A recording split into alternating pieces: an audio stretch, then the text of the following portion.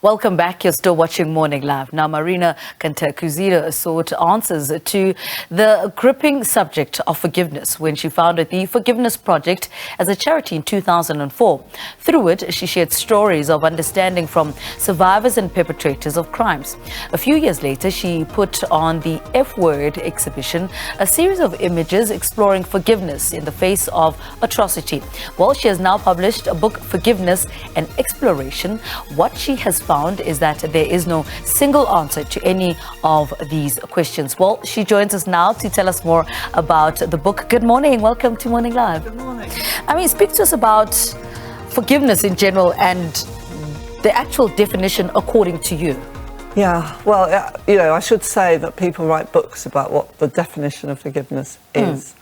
And I think one thing I've discovered over collecting so many stories is that no one agrees on a definition. Right. And that forgiveness is multi-layered, easily misunderstood, open to interpretation, not always welcome, and not always appropriate. But if you're going to press me on the definition, I think I go with forgiveness is making peace with things we cannot change.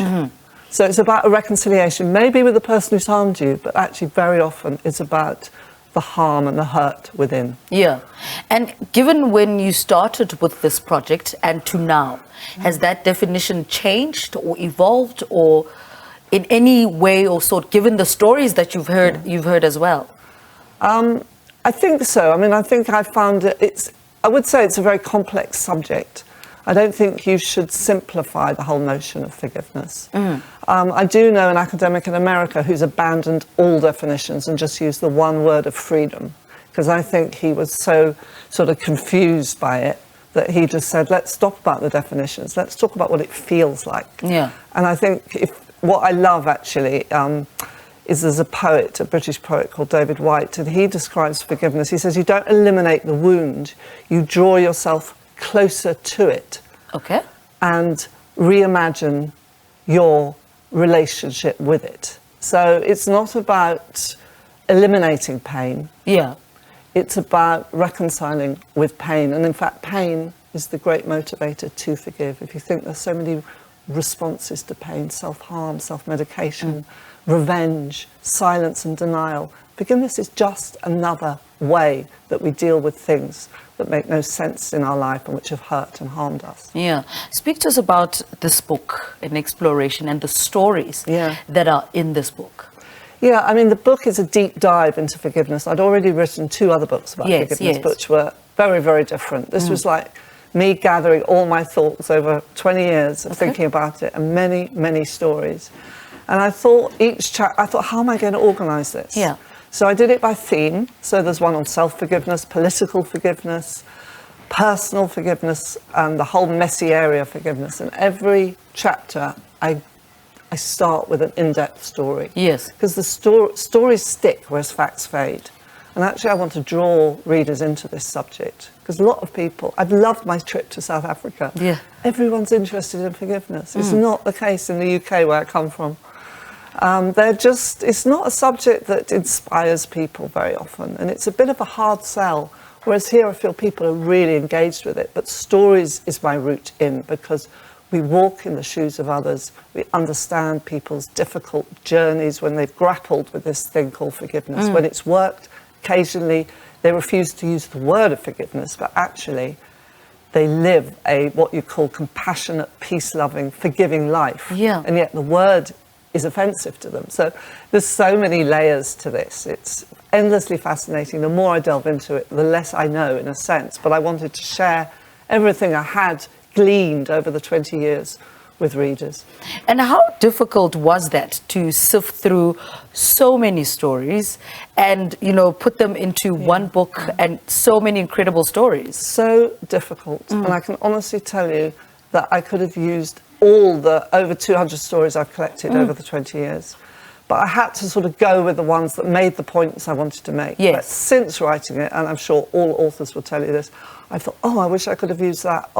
Something happens on the news that would have brilliantly made that point. There's a sort of element of frustration of all the material that I couldn't put in the book. Yeah.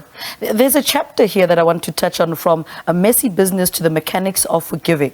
Tell us a little bit about that chapter and what you go into that chapter. Well, the messy business is the first chapter, which looks at all the complexities, which I've hinted at here. The final chapter is called the mechanics of forgiveness, because I do understand that people want to understand how to do it, when to do it, you know, what are the key ingredients of forgiveness and self-forgiveness. And so I just analysed the stories. I thought, what are these? And it essentially came down to curiosity. You have to be interested in others to even go there. Yes. If you've got life all figured out, you're not probably going to be interested in forgiveness. Your perspective will broaden to take in other points of view. Empathy is key to forgiveness. Yes. Letting go of resentment. And of course, finding meaning in suffering is another very important element. Yeah.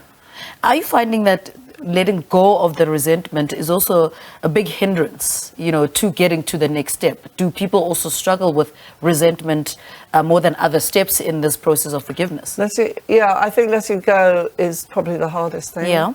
Because human beings are hard on themselves.